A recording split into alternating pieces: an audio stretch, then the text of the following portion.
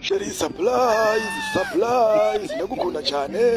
umugore wanjye mwiza nyamundende shagushaka umugore muremure Sheri ubonye iki Sheri mbabara nukuri beretse gusobanura buretse ndashaka umugore nsumba kubaza kayo binkozeho shenzi umvaga rafure kingura Sheri wawe yaraje kabise wewe urwabo barapfa mbashamba cyara fata ibikoma fata ibyayi buno wamushenze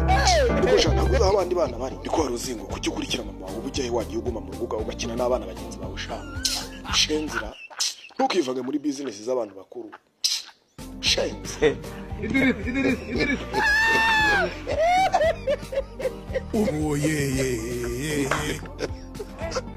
muze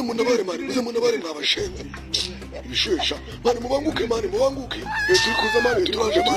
turaje mwe muri turamushenze mani babanza bamukandi intoryi uramuka ritaza utumva ubundi adusigaje ntagaze ko tugenda nka famiye twese mubanguke bavande igishenze kiri kungandi intoryi mani kiri kungandi intoryi mani Yakobo bikimani Matayo genda umutabare mani banze mani twese tugende nawe banze bamushenze oya banza yo mani banza tujye kumutabara mani tujye kumutabara banza yo mani iri kurogera fresh kurenza igikarita shisha hagara waruzingo hagara tukwere kwa mukinga wowe karitasi wigize umwami w'ishyamba wowe shenzi Kasongo Mumbali nanga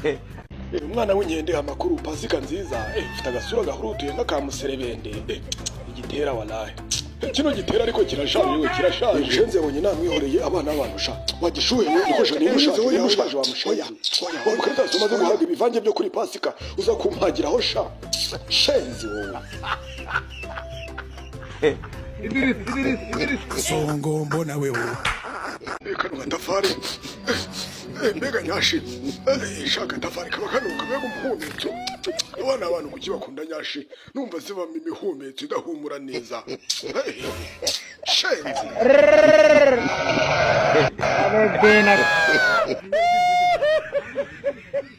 abana abantu sha urimo urafata video fata video sha ujye kuncuruza wikirire